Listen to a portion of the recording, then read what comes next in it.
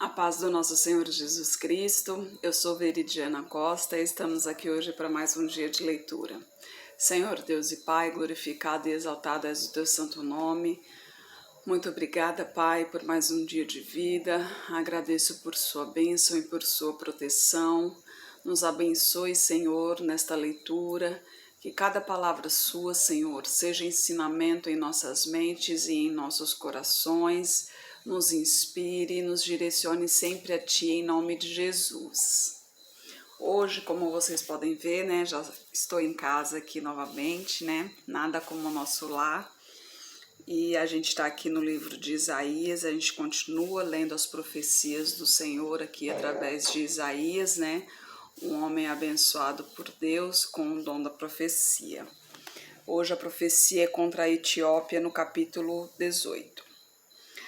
Ai da terra que ensombreia com as suas asas, que está além dos rios da Etiópia, que envia embaixadores por mar em navios de junco sobre as águas, dizendo: Ide, mensageiros velozes, a um povo de elevada estatura e de pele lisa, a um povo terrível desde o seu princípio, a uma nação forte e esmagadora, cuja terra os rios dividem. Vós, todos os habitantes do mundo, e vós, os moradores da terra, quando se arvorar a bandeira dos montes, o vereis, e quando se tocar a trombeta, o ouvireis. Porque assim me disse o Senhor: estarei quieto, olhando desde a minha morada, como o ardor do sol resplandecente depois da chuva, como a nuvem do orvalho no calor da cega. Porque antes da cega, quando já o fruto está perfeito, e passada a flor, as uvas verdes amadurecerem, então com foice podará os galhos e tirará os ramos e os lançará fora. Serão deixados juntos as aves dos montes e os animais da terra, e sobre eles veranearão as aves de rapina, e todos os animais da terra invernarão sobre eles. Naquele tempo trará um presente ao Senhor dos Exércitos, um povo de elevada estatura e de pele lisa, e um povo terrível desde o seu princípio, uma nação forte e esmagadora, cuja terra os rios dividem, ao lugar do nome do Senhor dos Exércitos, ao monte Sião. Deus sempre vem no momento certo ali, né? No momento preparado. É por isso que ele diz vigiai e orai, né? Porque o momento dele a gente nunca sabe, né? Mesmo por mais que a gente estude as escrituras, ele nos revela muitas coisas aqui, né? Inclusive acontecimentos, né? Que antecedem a vinda dele, por exemplo, né? Mas coisas sobre profecias, coisas que vão acontecer. As profecias são algumas delas que antecedem a vinda dele, por exemplo, mas nada diz com clareza a data exata da vinda dele, a data exata da profecia. Muitas das profecias, né, algumas têm data exata, mas a maior parte não tem. Então, por isso que a palavra dele diz vigiai e orai, porque a gente não sabe ao certo a data correta de que será realizada aquela profecia. Por isso a gente tem que sempre estar preparado, a gente tem que sempre estar atento aos acontecimentos à nossa volta, né? Porque muitas coisas podem estar nos chamando para nos avisando de que algo irá acontecer, né? De que algo está por vir e a gente não se dá conta. Então vigie sempre, né? Não se deixe distrair, não se deixe se iludir principalmente, né? Pois o mundo é sempre cheio de ilusões que acaba nos distraindo demais da palavra do Senhor, acaba nos afastando demais, então tenha muito cuidado. Profecia contra o Egito no capítulo 19. Eis que o Senhor vem cavalgando numa nuvem ligeira e entrará no Egito, e os ídolos do Egito estremecerão diante dele, e o coração dos egípcios se derreterá no meio deles. Porque farei com que os egípcios se levantem contra os egípcios, cada um pelejará contra o seu irmão, e cada um contra o seu próximo, cidade contra cidade, reino contra reino. E o espírito do Egito se esvaecerá no seu interior, e destruirei o seu conselho. Eles consultarão os seus ídolos, seus encantadores e aqueles que têm espíritos familiares e feiticeiros. E entregarei os egípcios nas mãos de um senhor cruel, e um rei rigoroso os dominará, diz o Senhor dos exércitos. E secarão as águas do mar, e o rio se esgotará e ressequirá. Também os rios exalarão mau cheiro, e esgotarão e secarão os canais do Egito. As canas e os juncos murcharão, a relva junto ao rio, junto às ribanceiras dos rios, e tudo o que foi semeado junto ao rio secará, será arrancado e se não subsistirá.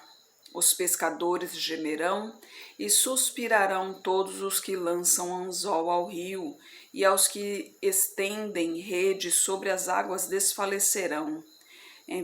Envergonhar-se-ão os que trabalham em linho fino e os que tecem pano branco. Os seus fundamentos serão despedaçados, e todos os que trabalham por salário ficarão com tristeza de alma.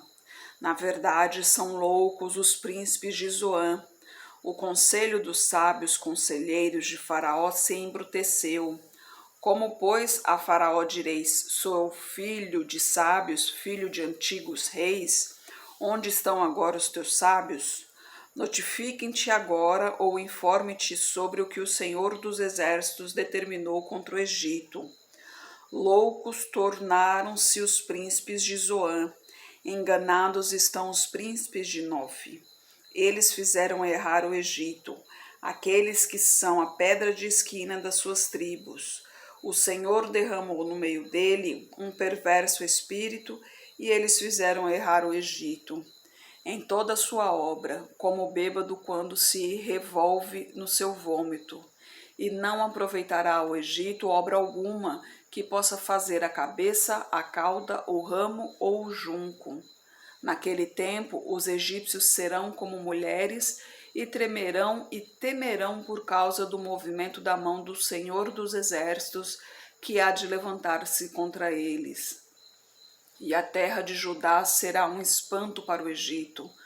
Todo aquele a quem isso se anunciar se assombrará por causa do propósito do Senhor dos Exércitos, que determinou contra eles. Naquele tempo haverá 5 cidades na terra do Egito que falarão a língua de Canaã e farão juramento ao Senhor dos Exércitos, e uma se chamará Cidade de Destruição. Naquele tempo o Senhor terá um altar no meio da terra do Egito, e uma coluna se erigirá ao Senhor junto da sua fronteira, e servirá de sinal e de testemunho ao Senhor dos Exércitos na terra do Egito, porque ao Senhor clamarão por sua causa dos opressores, e lhes enviará um Salvador e um protetor que os livrará. O Senhor se dará a conhecer ao Egito, e os egípcios conhecerão ao Senhor naquele dia, e o adorarão com sacrifícios e ofertas. Farão votos ao Senhor e os cumprirão. E ferirá o Senhor ao Egito, ferirá e o curará. Então se converterão ao Senhor, e ele atenderá às suas orações e os curará. Naquele dia haverá estrada do Egito até a Assíria, e os assírios virão ao Egito, e os egípcios irão à Assíria, e os egípcios com os assírios cultuarão juntos. Naquele dia Israel será o terceiro com os egípcios e os assírios, uma bênção no meio da terra, porque o Senhor dos Exércitos o abençoará, dizendo: Bendito seja o Egito, meu povo, e a Assíria, obra de minhas mãos, e Israel, minha herança. Olha que maravilha aqui, né? Juntando os três. Imaginem só, o Egito 400 anos de servidão, o povo de Israel ali, né? Mas depois de tanta luta, servindo ao Senhor ali, né? Junto com os assírios que assolaram a Israel, né? O poder de Deus ali se manifestando. A vida é assim, né? Deus, quando Ele quer, Ele realmente faz acontecer, né? Se for da vontade dEle, tudo acontece. Se for realmente do querer dEle, tudo pode, né? Ali o cativeiro dos egípcios e dos etíopes no capítulo 20. No ano em que Tartã, enviado por Sargon, rei da Assíria, veio a Asdod e guerreou contra ela e a tomou, nesse mesmo tempo falou o Senhor por intermédio de Isaías, filho de Amós, dizendo: Vai, tira o pano de saco de teu corpo e descalça os sapatos de teus pés. E ele assim o fez, indo nu e descalço. Então disse o Senhor: Assim como o meu servo Isaías andou 3 anos nu e descalço, por sinal e prodígio sobre o Egito e sobre a Etiópia, assim o rei da Assíria levará em cativeiro os presos do Egito e os exilados da Etiópia, tanto moços como velhos, nus e descalços, e com as nádegas descobertas, para a vergonha do Egito, e assombrar-se-ão e envergonhar-se-ão por causa dos etíopes, sua esperança, como também dos egípcios, sua glória. Então os moradores desta ilha dirão naquele dia: Vede que tal é a nossa esperança, a qual fugimos por socorro, para nos livrarmos da face do rei da Assíria. Como, pois, escaparemos nós? O cativeiro dos egípcios e dos etíopes, né? Nus, para a vergonha de todos, né? Profecia contra a Babilônia no capítulo 21. Profecia contra o deserto do mar, como os tufões de vento do sul, que tudo assolam. Ele virá do deserto, de uma terra horrível. Dura visão me foi anunciada. O pérfido trata perfidamente e o destruidor anda destruindo. Sobe, ó Elão, sitia, ó Média, que já fiz cessar todo o seu gemido. Por isso, os meus lombos estão cheios de angústia. Dores se apoderam de mim como as dores daquela que dá à luz. Fiquei abatido quando ouvi o desânimo vendo isso. Quando ouvi e desanimado vendo isso. O meu coração se agita, o horror apavora-me. A noite que desejava se tornou em temor. Põem-se à mesa, estão de atalaia, comem, bebem. Levanta-vos, príncipes, e preparai o escudo, porque assim me disse o Senhor: Vai, põe uma sentinela, e ela que diga o que vir. E quando vir um carro com um par de cavaleiros, um carro com jumentos e um carro com camelos, ela que observe atentamente e com grande cuidado. E clamou: Um leão, meu senhor. Sobre a torre de vigia estou em pé continuamente de dia, e de guarda me ponho noites inteiras. E eis agora vem um carro com homens e um par de cavaleiros. Então respondeu e disse: Caída é Babilônia, caída é. E todas as imagens de esculturas dos seus deuses quebraram-se no chão. Ah, povo meu e trigo da minha eira, o que ouvi do Senhor dos Exércitos, Deus de Israel, isso vos anunciei. Profecia contra Dumá, no versículo 11. Gritam-me de Seir: Guarda, que houve de noite? Guarda, que houve de noite? E disse o guarda: Vem amanhã e também à noite. Que quereis perguntar? Perguntai, voltai e vinde. Profecia contra a Arábia, no versículo 13. Nos bosques da Arábia passareis a noite, ó viadantes de Dedanim.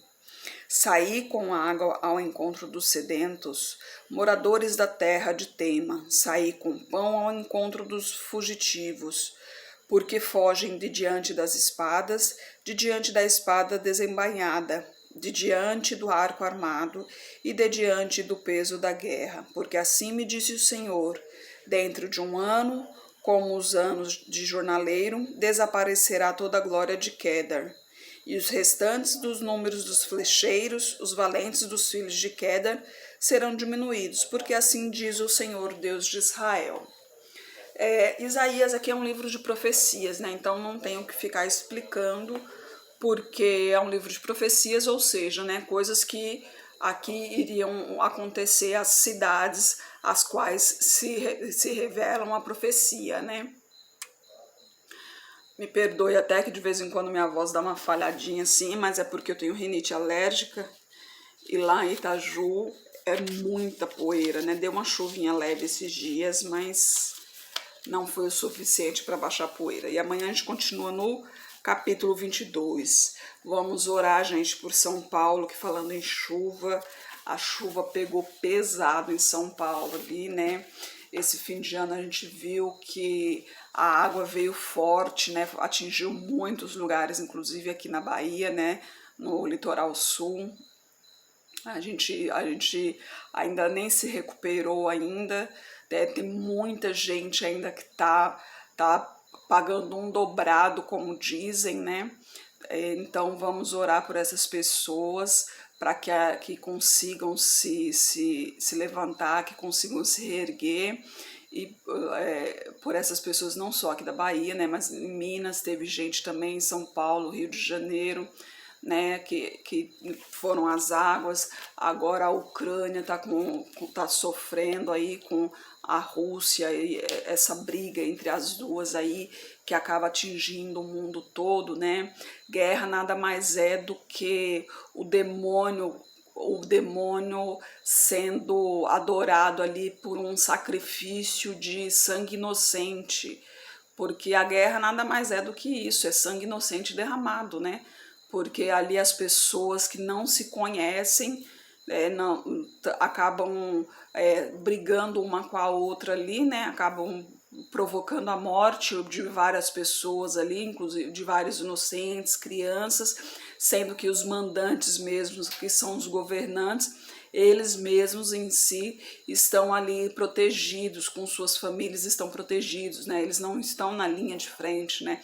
Eles mesmos não estão guerreando, né? Não estou aqui para falar de política, né? Eu estou completamente fora de política. Eu estou falando aqui em relação a Deus, em relação à vida espiritual, o que significa uma guerra.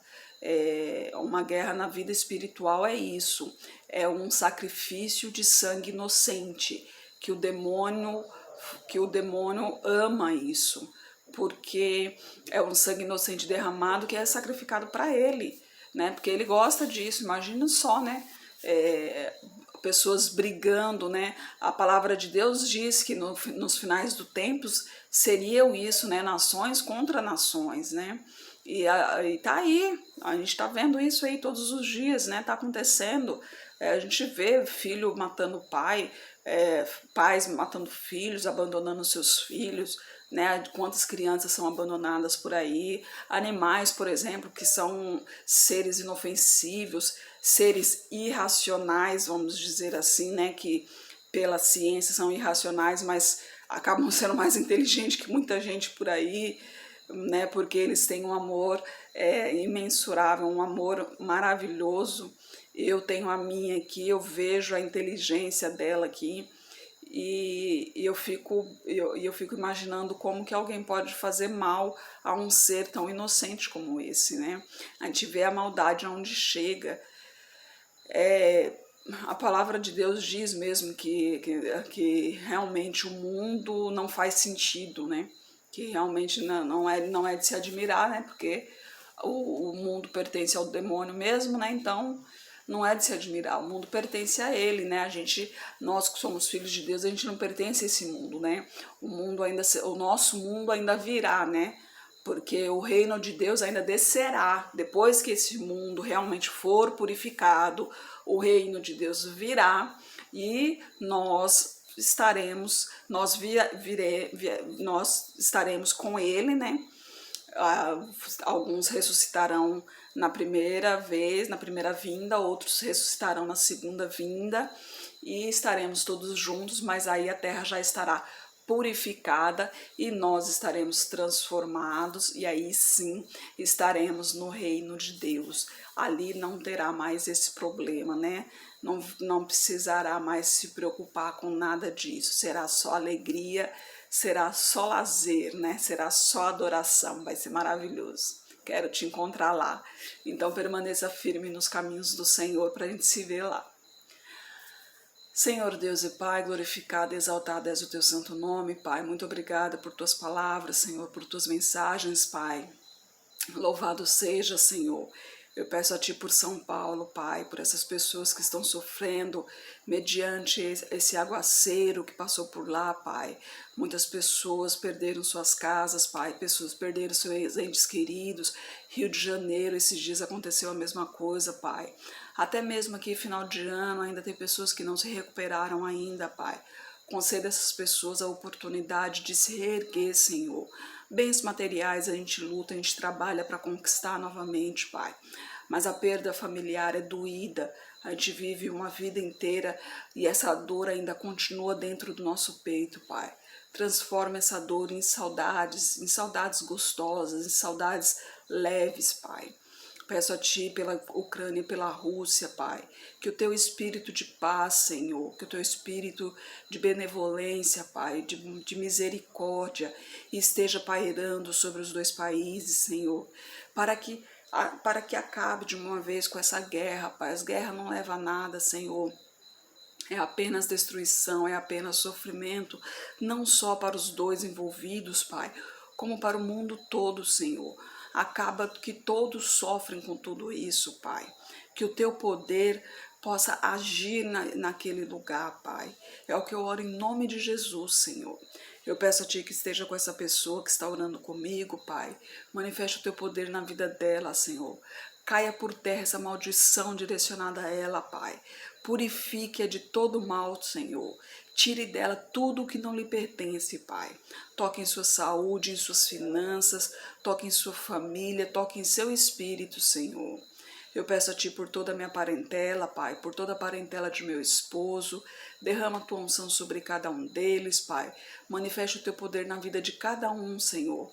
Abençoe-os e proteja-os de todo mal, Pai. Eu peço a Ti pelos nossos governantes, pelas nossas autoridades, que os Teus anjos estejam direcionando a cada um deles, Pai, de acordo à Tua vontade, Senhor, para que eles lutem pelo povo, Pai. Em nome de Jesus. Amém. Que Jesus Cristo esteja em seu coração e que Deus abençoe.